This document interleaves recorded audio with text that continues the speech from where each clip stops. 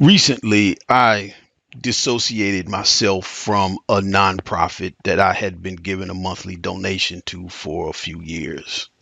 There was a situation where I saw an asshole who happened to be black and brought a whole bunch of shit down on himself. But this nonprofit took a racist angle. I felt angry and disappointed that the nonprofit jumped into this and didn't see a nuance or a distinction. It was clearly 100% 24 karat racism for them. But it reminded me of two different things. First one, my friend Patterson and I, we were in the Navy. We had spent the weekend in San Francisco and then we're flying back to San Diego. We get outside the San Diego airport and stand in the taxi cab line. And we're all moving up. And then we get to the guy in the booth and tell him where we're going. And then he points to a cab and tells us, get in that cab. The cab driver and his assistant, they looked Middle Eastern. They had the long tops on and everything. And they open up the trunk and start grabbing the luggage of some white people who are behind me and my friend and putting it in the trunk. And the guy in the booth comes out and says, no, no, no, no, these two are your customers. Take them. A whole bunch of hullabaloo. And then the guys do take us, our little bit of luggage. Me and Patterson sitting in the back seat. We pull off and it's tense. Nobody is saying anything.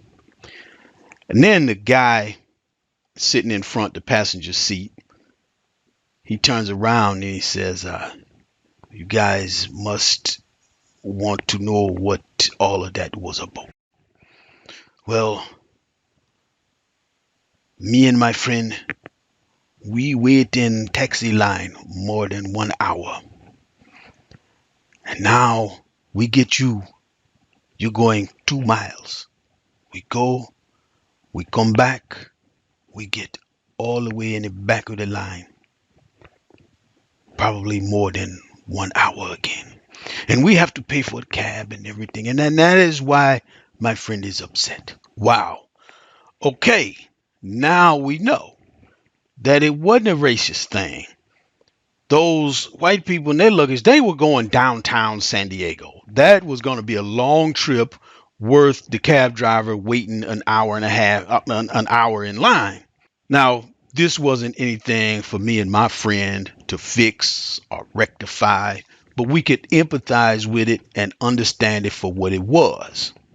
The second cab ride, I was at Harvard and some classmates invited me to a party.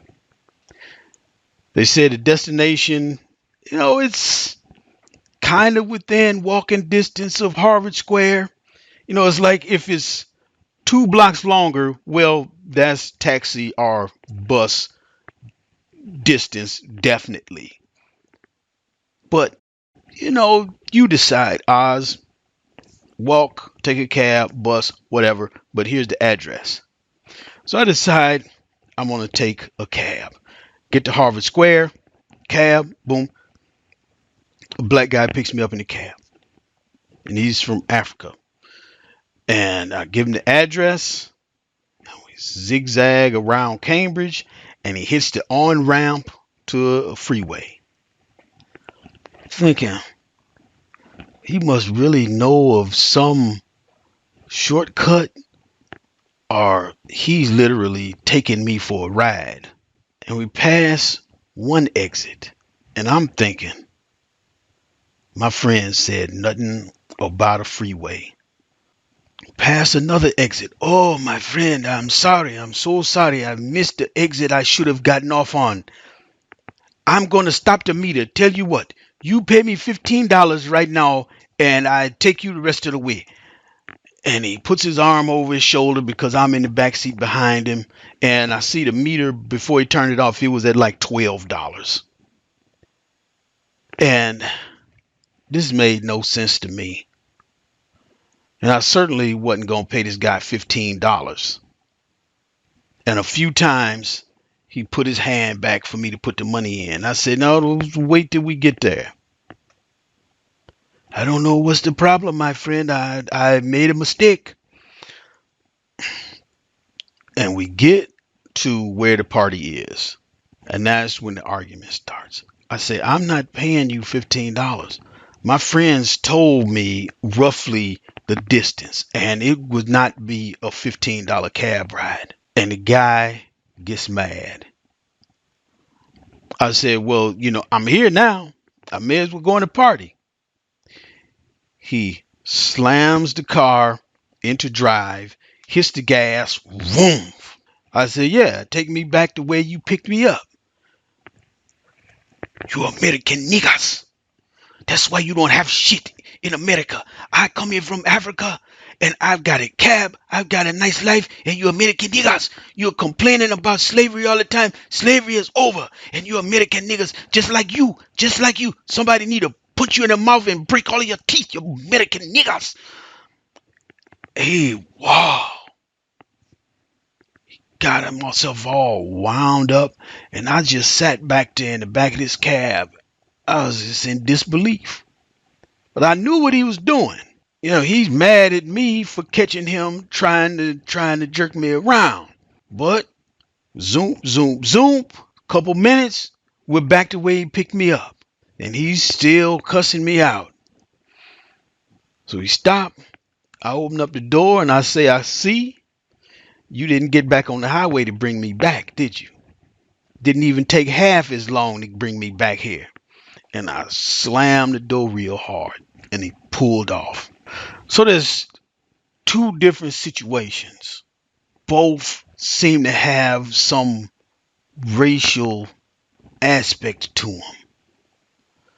Both kind of awkward because they didn't involve white people or the police or an employer or corporate America or something. There's a lot of nuance and distinction. But I recognize that the nonprofit that I separated myself from, they can't live in a world of nuance and distinction. The world has to constantly be on fire. There is no hope. There is no progress. Everything is on fire. That's how they make the case to donors and foundations in order to get grants. They cannot acknowledge nuance and distinction. But I prefer to live in a world of nuance and distinction.